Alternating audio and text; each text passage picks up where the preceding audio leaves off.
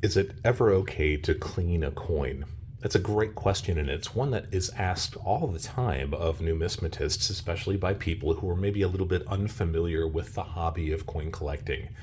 And truthfully, back in the day, going back even hundreds of years, people used to clean coins pretty regularly. Frankly, especially when you're talking about something that's made out of silver, it will eventually oxidize over time, as you see these pieces here. This darker color is evidence that a coin is slowly oxidizing and taking on tone in a good sense if it looks attractive, or it can just be oxidation, corrosion, whatever else you want to call it, if it starts looking bad and dark to the extent that you don't like it anymore. Should you clean coins?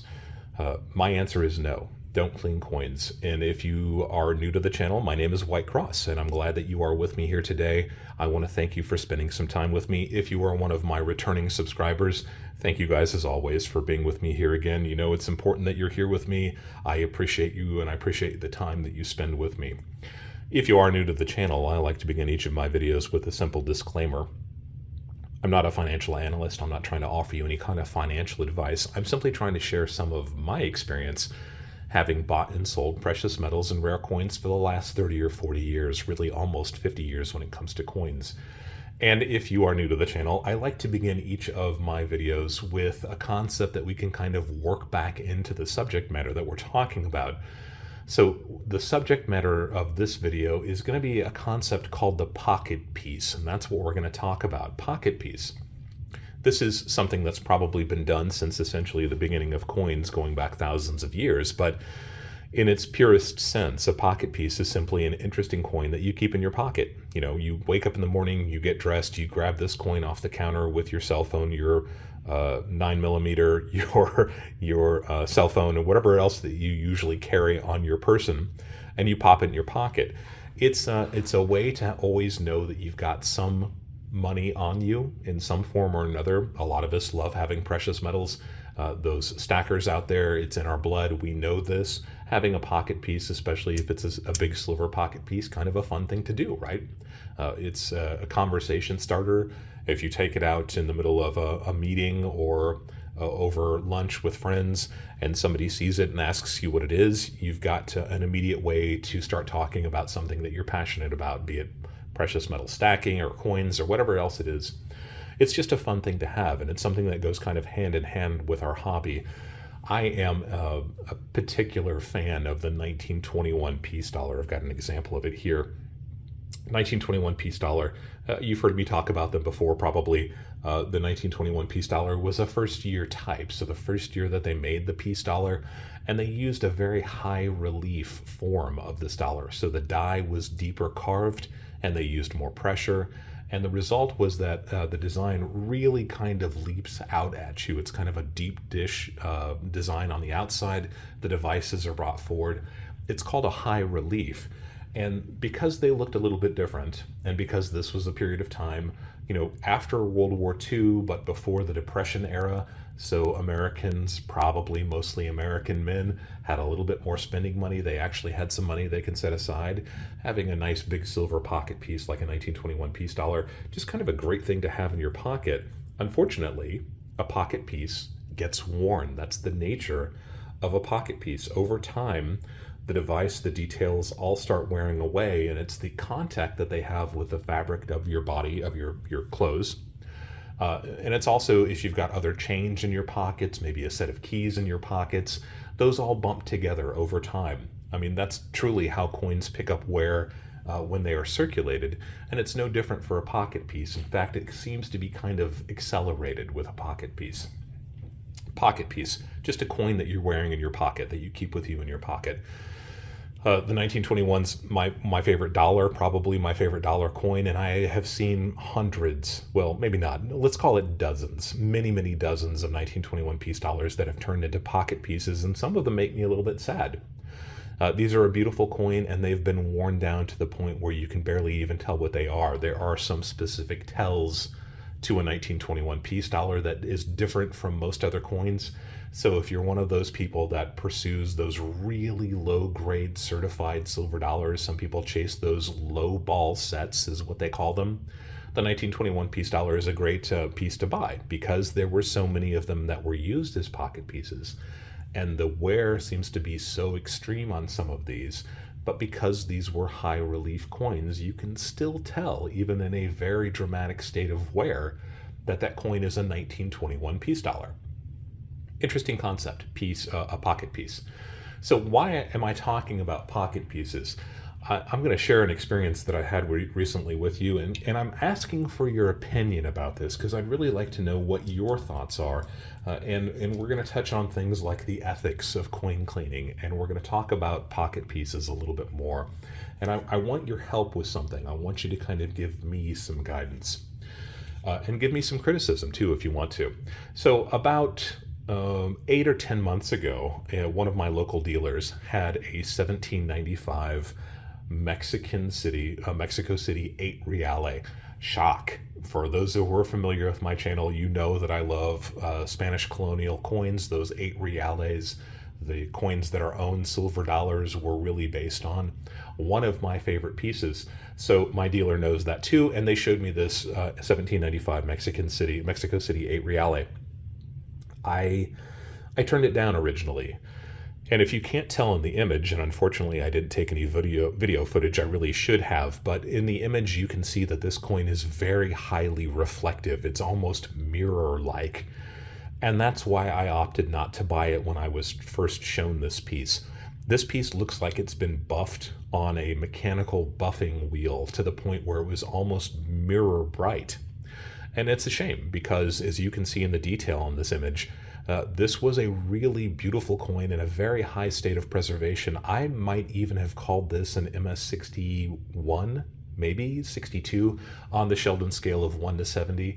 It's unusual to find 8 reale pieces that are in this state of preservation. Now, it's got chop marks. Chop marks, we've talked about those often. Chop marks are punched into the surface of the coin with a steel punch by Chinese merchants when these pieces were first shipped overseas in part of the Manila trade. If you are interested in seeing more of the history about these pieces, I'll put a link below to the Stacking Mexican Coin series, Stacking Mexican Silver, where we talk about 8 reales. And I try to give it a little bit of background information, and I talk about things like these chop marks also. But the surface of the coin is what I was most interested in, and what eventually told me not to buy this piece. This coin had been dramatically cleaned, mechanically cleaned. I've never seen a coin that looks like this before. And as I said in the introduction, I've been doing this for a long time. With coins, it's literally almost half a century. This piece almost looked as if it had been plated with silver or chrome. Now, I've heard people messing around with mercury. This was not that uncommon for kids who are older than I am, a little bit older. If you were in elementary school in the 40s or 50s or even in the early 60s, if you ever got your hands on mercury from an old-fashioned thermometer, it was a common thing that kids would kind of wipe that on a mercury dime and make the mercury dime look like a mirror. That's kind of what this looked like. I didn't think it had been treated with mercury, but it was so shiny that it looks like it was literally chrome plated. Immediate turnoff. And what's even worse is that the coin in this degree of preservation, with these beautiful chop marks used to be hated, but now we kind of like them. I think people have realized they're part of the authenticity of pieces of this period. This coin was ruined by any stretch of the imagination. This would never be graded by a third-party grader other than a details grade.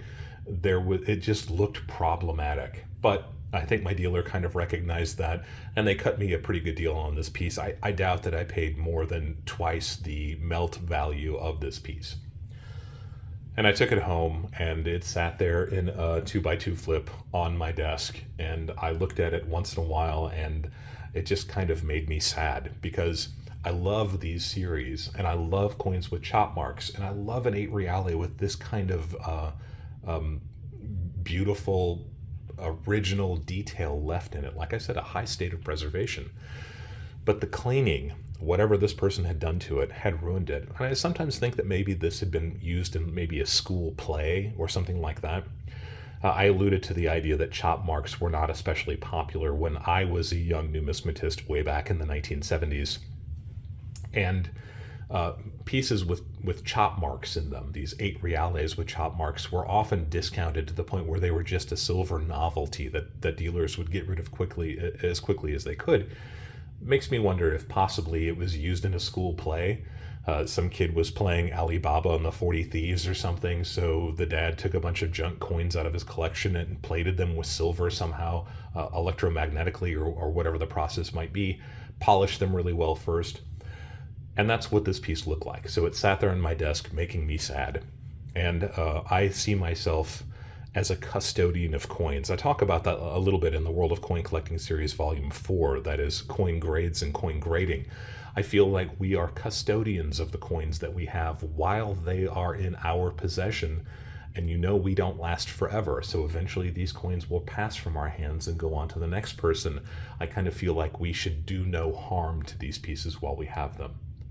But, and this is where the ethics of this comes in, this piece was just bothering the heck out of me. I wanted to like it so much, but I couldn't. So I tried to do the one thing that I knew that might kind of bring some original surface back to this piece. You can't do it chemically. You can't do it really mechanically. The only real option that I had was to turn it into a pocket piece. And that's what I did. I don't carry a lot of change with me. I do have a set of keys on me most of the time. So I put it in my pocket and I carried it around for the better part of a week. And at the end of the week, I looked at it and it looked exactly the same and hadn't done anything. If anything, it was maybe just a little bit more shiny from being rubbed in my pocket by the fabric of my jeans.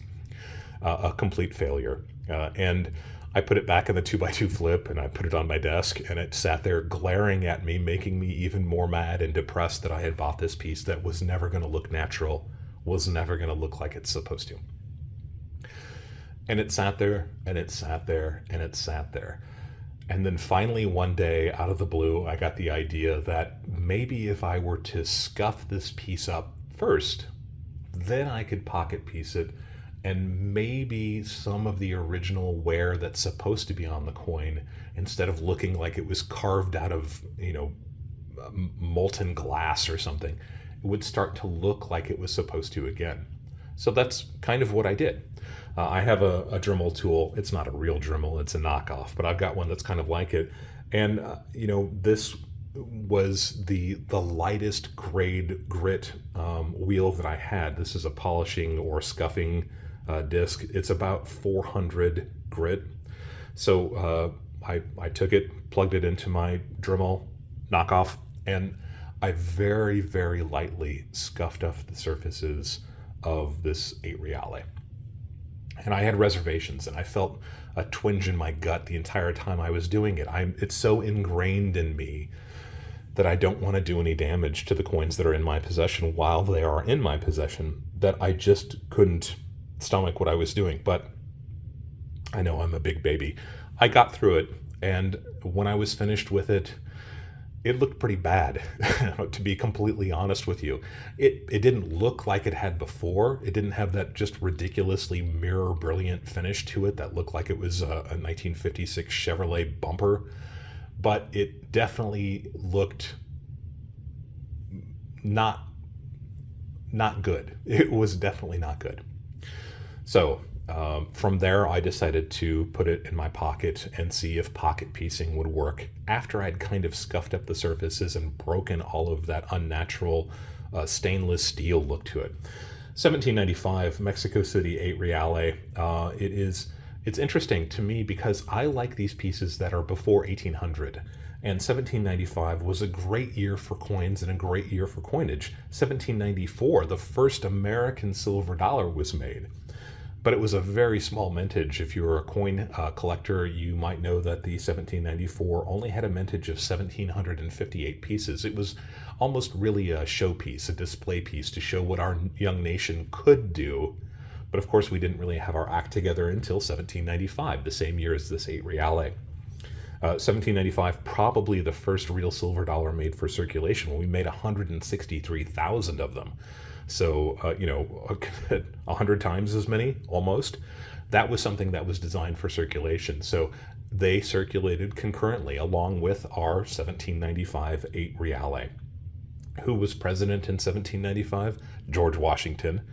Who was vice president? John Adams. So, I mean, this piece had some history, and that's why it kind of made me a little bit sick to be taking a mechanical buffing wheel to it.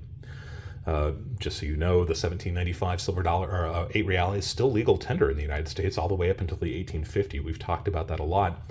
And this coin was a very high grade before somebody had gotten their polishing wheel or chrome plating on it. And it had those chop marks that just say authenticity to me. So it had so much going for it, but I felt like I had to do something because I just didn't want it. And I could see this ultimately was going to find its way into a crucible at some refinery. So I did the only thing I could do. And I kept it as a pocket piece for the better part of a week. So after the first 3 days, I took it out, really gave it a good examination. And just like the first time I had used the pocket piece technique, it looked like I had almost buffed it up even worse. So the worst thing about having this mechanically clean coin, this mechanically buffed coin, was that all of the surfaces were identical. Front to back, sides even, these beautiful chop marks, they had no residue left in them, so they were almost impossible to see. Everything the same tone, the same color, the same everything, and that was the worst part of it. After I pocket pieced it, it started shining up, and that was the exact opposite of what I wanted it to do.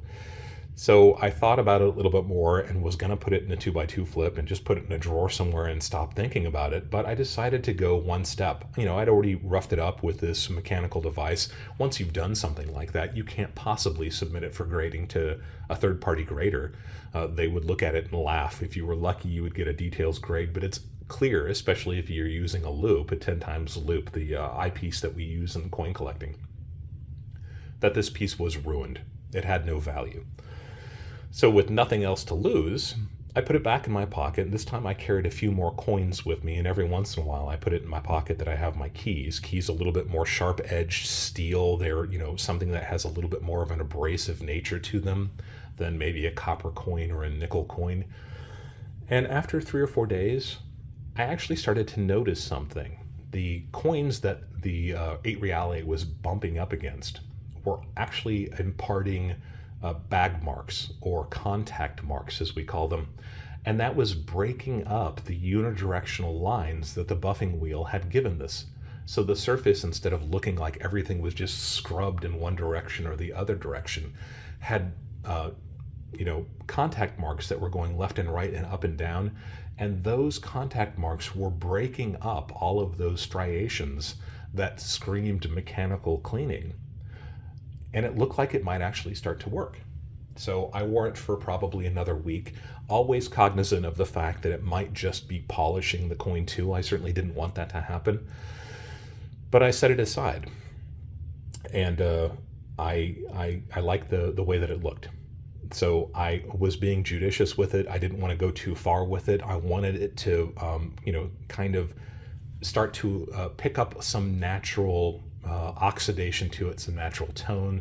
Whenever I put lotion on my hands get especially dry, so I put lotion on my hands periodically. And after a while, when I had picked up the lotion, put it on my hands, I actually picked up the coin a little bit, rubbed it a little bit. This is a coin that's 200 and something years old, would definitely have encountered people holding it in their hands. There's no reason not to do that.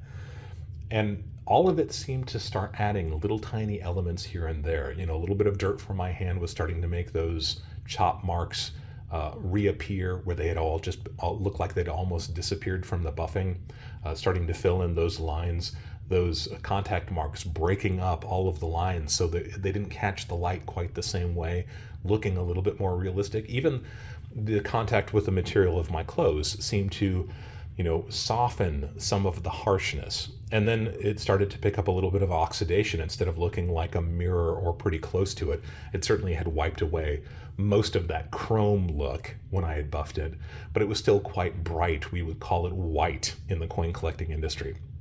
It's starting to pick up just a little bit of oxidation, and it's my hope that it will continue to do that over time. So was it a positive? Was it a negative? I had taken something that had been cleaned to the nth degree. Like I said, I've never seen a coin that looked like this before, to the point where it looked like it had been plated with silver.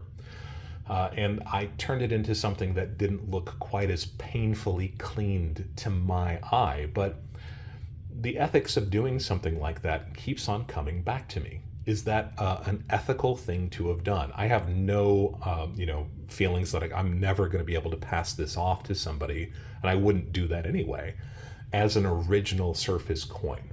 It's never going to be that. But it doesn't look like it was made with a chrome plating device anymore. So, with no further ado, this is an example of another one of these 8 reales. This is a 1791, so from about the same period, and you can see it too has chop marks, the dark toning on it.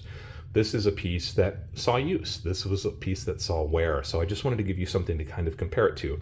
There's again, this is the image of the coin that I had purchased recently that looked like it was chrome plated. This is what this 8 real is probably supposed to look like. This is a lot more natural looking. And this is the actual coin today as it looks today. What do you think? It still has a little bit of luster here in the middle. I didn't want to get too crazy with that because, I didn't want to wear it down too much, but this area right here is a little bit raised, and we'll see that on the back because on the back somebody hit it with a chop mark and really punched that area in. But can you see that it's lost kind of that mirror look anymore? The surfaces look almost somewhat natural. Here's the back of it, and there's that really deep punch, but you can see there's chop marks all over this piece, all around. To me, it looks a lot more like it's supposed to. It doesn't look right. It doesn't look exactly like it's supposed to, but this compared to this, I think they're a lot closer to each other. And again, this piece that I had used the buffing wheel on and then tried pocket piecing for several days, probably the better part of a week, I think that really started to look like it was supposed to look. I'm actually happy with it. I've never used this technique before, and one of the things you should kind of be aware of it is that this coin is probably never going to be right. And then you also have the, so I don't want to pass this off to anybody. There's the ethics of doing that, but there's also the ethics of intentionally wearing a coin down. Is it an ethical thing for a numismatist to do, to intentionally wear the surface of a coin that is under our protection down, just because we like the way it looks like that? Would it have been morally correct to keep this piece in that high state of preservation, even though it looked like it had gone through a chrome plating device? And it may have. So the ethics of doing that. Is it the right thing to do? I like the way this turned out. I think it will continue to darken over time. I look forward to the day when it looks like, an actual unmolested 8 reale of the same period of time. The ethics of using the technique of having a pocket piece to impart a little bit more natural surfaces to a piece that has been cleaned. And ultimately, that's what this is about. Cleaning destroys coins. The person that had this coin before I did had cleaned it to the nth degree, had polished it, had buffed it to the point where they had ruined it for any collector. And this is kind of the extreme level that you might have to go to try to return a coin that has been cleaned to a state that is more realistic for a piece of this period of time. Ethics or not, this is what we have to work with. So this is why we don't clean coins, and this is the level of extreme preservation that we can attempt, the techniques that we can attempt to kind of bring this coin back to where it's supposed to be. Your thoughts? Is this an ethical thing to do? Would you have done the same thing? Do you like the way it looks now? Like I said, unfortunately, you can't really tell in the images of the way the coin looked originally. It was bad. It was really bad.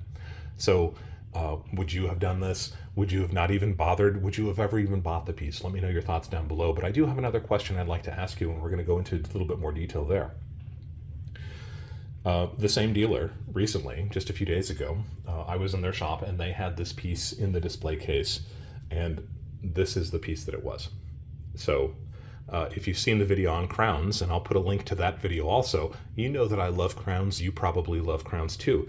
This is a genuine Napoleonic piece from Napoleonic France. This is Napoleon Bonaparte there on the surface of this coin, on the obverse on the front of this coin. This is a 5 franc piece. Five francs was the common denomination for these larger pieces. If you're a fan of the Latin monetary union, you know that the 5 franc silver coin was the equivalent of this large silver coins, the crowns, that were used in the other countries that were party to the Latin monetary system values and the denominations and the gold and silver content. So they had this piece in their display case. I'm a big fan of crowns. I've talked recently about the fact that if you keep your eyes open, sometimes you can find these really nice older crowns for not a lot of money, not a lot more than melt. The problem with this piece, and it may be a little bit difficult to pick out here, is that this piece too has been harshly cleaned. That is what the third-party graders would say about it. You can kind of see unidirectional lines going across the surface of the coin here. That's an indication that this piece was likely mechanically altered in maybe even the same way that I had talked about altering that 8 reale. Somebody put this into a buffing wheel, somebody got a hold of some steel wool or some really high grit sandpaper and just sanded this coin. And it's a shame, because this coin also, as you can tell by the hair here on Napoleon, the detail of the hair suggests that this piece was probably very close to uncirculated before whoever got their hands on it. Numerically on that Sheldon scale, maybe a 55, maybe a 58, that would be about uncirculated, but it may even have drifted across that MS line, that 60 line, to be an uncirculated coin. Not unusual for silver of this age. This coin is well over 200 years old, so it's not unusual for those pieces to have been cleaned at some point. Somebody maybe 50 years ago, maybe 100 years ago, maybe 150 years ago, somebody got it across their head that they were going to clean this coin and make it look all shiny. And that's just the reality of pieces that are this old. It often happens. All of these really old pieces are much more likely to have been cleaned at some point or another. This one, harshly cleaned, and my dealer recognized that. They cut me a great break on this one, gave me a price that was way too generous, and I want to thank you if you're watching, because I do appreciate it. So, the question is, do we like this coin enough to leave it as it is? Does this coin need to be pocket pieced also? Now, I'm not going to mechanically clean this piece. I'm not going to use my buffer on it. I'm not going to use my Dremel knockoff. But because it already has surfaces that suggest that has probably already happened to it. But should I put it in my pocket with some coins and with my keys maybe, and just keep it there for a week, checking on it periodically, as I did with the 8 reale, because you could take it too far, and that would be a shame if you just went way far past the other end of that continuum to the point where it looked ridiculously pocket pieced. I don't really want that. I just want it to look kind of the way that you would expect a coin that was 210 years old to look. A little bit more worn down, and that's the question of the ethics. Is it okay to intentionally wear down the detail? Like I said, the detail on his hair is actually fantastic. Is it okay to wear that down in an effort to make the rest of the coin look like it's supposed to, like a coin from this period, this era that saw revolution, that saw war, that saw everything that's happened in the last 200 years, 210 years in the world? Is it okay to wear it down a little bit so that it looks a little bit more like it's supposed to? The ethics of doing that. So I'd like your input. I did it with the 8 reale. I personally like the look that it has now, and it's, again, my hope that it will continue to oxidize and tone over time. I may rub it a little bit here and there with my fingers that have lotion on it, that just have oil from, human beings having oil on their hands like we do over the years. And hopefully after a while, that oxidation, that continued contact with skin, being bumped around once in a while, might return it to something that looks normal. Do I do that with this 1813 5 franc piece? 1813 French francs. It was the last year before Napoleon was defeated at Leipzig. He was defeated and was sent to Elba in 1814. So this piece came out right before that happened. This was actually minted in the French city of Limoges. Limoges, about 250 miles southwest of Paris. France had something like 18 different mints at this period of time, not all within the boundaries of France. Under Napoleon, France had expanded so much into what is Spain to what is Italy, and obviously trying to expand into Russia or Prussia. So there were mints literally all over the Napoleonic French area that were cranking out coins. This a pretty high mintage piece, 2,553,121. So maybe this is that one. I think it's a better grade. I would say this is probably an AU 53 to an AU 58. Again, if I pocket piece it and if it wears down, that may drop down into maybe extremely fine 45. So that XF 45 grade, that would be a reasonable thing to expect if it wears down a little bit over the course of time in contact with my the fabric of my clothes and with the coins and keys or whatever else is in my pocket. So should I do it? I tell you what, we're going to keep this video up for a while. I'm going to ask for your input. I want to know if you think I should put this in my pocket and see if I can improve the condition of the surface of this 1813 Napoleonic 5 franc silver coin. Yes or no? What would you do? I got a fantastic deal on it. It looks unnatural to me, so much so that I don't mind doing that if the consensus is that I probably should. Is it worth the trade-off? Having a coin as a pocket piece doesn't always work. Sometimes it looks even worse than when you started. So you have to kind of take that gamble. Is it worth trying it? I kind of think it is. On this piece, I think I would be very judicious. Again, I would do it very slowly and very carefully, and I would monitor it the entire time, probably no more than a 5 or 8 day period of time, checking every evening. But I think it's probably not a bad idea. But I want to hear your thoughts. If you think I should do it, I'll do it. If you don't think I should do it, I won't do it. And I'll post an answer so you guys have an answer to what that decision is. And maybe if the eyes have it and you think that I should at some point, maybe I'll do another video. We'll take a look at how this piece is progressing. And we'll take a look at if this piece has improved. And now that we've got video footage, I'll take some great images of it too. You'll know exactly what it looked like before we started, and we can see exactly where it's come, if that is the consensus, if that's something you guys want to see me do. There we go. Your thoughts are going to propel this video. I want to thank you for being with me here on this journey. I think this is an interesting aspect of our hobby. Again, I don't think that cleaning coins is the right thing to do, and this is the aftermath of cleaning coins. This is what we're left with sometimes. Can we make it better? Maybe, sometimes. Often, probably not, and that's why we suggest that you don't clean coins. If you have suggestions for other videos you'd like to see me do, by all means, leave a comment down below, and I'll see if I've got the knowledge and the pieces that we can use to answer your question and make a video about whatever it is that you are thinking about. And as always, I want to thank you for allowing me to be a part of your journey as you go deeper into the world of coins and physical precious metals.